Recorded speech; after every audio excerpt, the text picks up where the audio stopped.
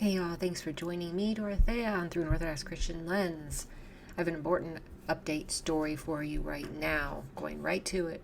It is vital. In a recording leaked to UOJ USA, the Associate Director of Public Engagement for Razom for Ukraine issued caution to fellow lobbyists, saying the AFU bombs UOC churches and uses them as staging areas. So, if you recall, as a part of Wednesday night's emergency call in which the American Coalition for Ukraine said religious freedom is their Achilles heel, remember? The Associate Director of Public Engagement of Razom for Ukraine spoke about the need to be careful with what images they use in lobbying materials. This was discovered in a recording of the call that was leaked to the UOJ of America by a confidential source. Julian Hayda, who attended the Ukrainian Greek Catholic Seminary in Kiev and whose father is a priest, said, Visuals also matter. We have to be careful with the images that we use because of the UOC churches in Ukraine that were destroyed by Ukrainian armed forces. We would use them as staging areas. That's very not good. Yeah. I've said in the past, I've heard these reports that the Ukrainian forces were hitting these Ukrainian Orthodox churches. It's just this person is confirming it. Here's a audio of it. He calls them Russian churches, which is okay. That's how they see it, but it's just canonically tied to the Moscow of the Patriarch of Moscow, if I can talk. Here we go. So we have to be careful with the images that we use because a lot of the Russian Orthodox churches in Ukraine, the UOC churches in Ukraine that were destroyed, were destroyed by Ukrainian forces. And we would use them as staging areas. That's very not good. So, yeah. Important info in case you didn't realize that was the case. This was happening. And as I said, I heard this, a year or so ago.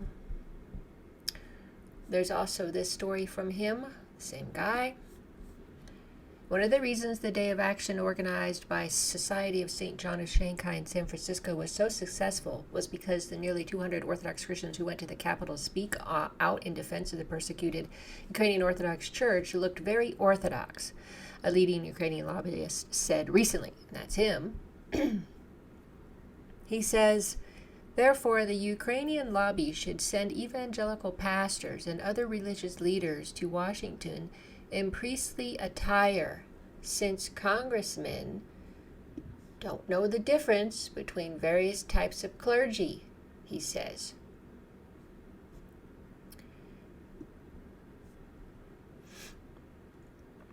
And he is a member of the American Coalition for Ukraine, that think this is all just a stunt and that people, the American Orthodox that came to D.C. were just Russian agents, basically. Vehicles, one congressman said of that. So he says the UOJ, previously reported that the lobbyists not acknowledged that religious freedom is Ukraine's Achilles heel and that many of the UOC churches destroyed in Ukraine were destroyed by the Ukrainian army. That's what we just went through. And here's what he says here. This same person. One of the reasons they went so viral is because they were very, very visibly Orthodox on Capitol Hill, right? That meant that they appeared not to be Russian. There was not a single Russian flag. Why would they have a Russian flag? Why would the American Orthodox Christians be carrying around a Russian flag? They appeared to just be a poor, persecuted American homegrown religious group. Okay? That is, the group appeared to be what it was, a group of pan-Orthodox Americans who are concerned about the fate of their brethren in Ukraine. Yes, Ada continued, so I would encourage either through the next summit or through Ukrainian Week, which is coming up, which is organized for a coalition of mostly evangelical churches, but I would encourage your pastor, even if he doesn't talk, to put on his most. I mean, they don't know what the difference is between OCU, UOC, Ukrainian Greek Catholic. Yeah, I'm sure they don't. All these different churches all dress the same way. Okay.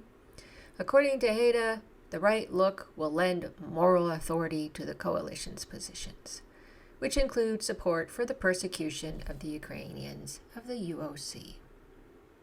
So if you have a priest come with black robe and a big metal cross, that will give you moral authority in Congress. The photographs will be very important.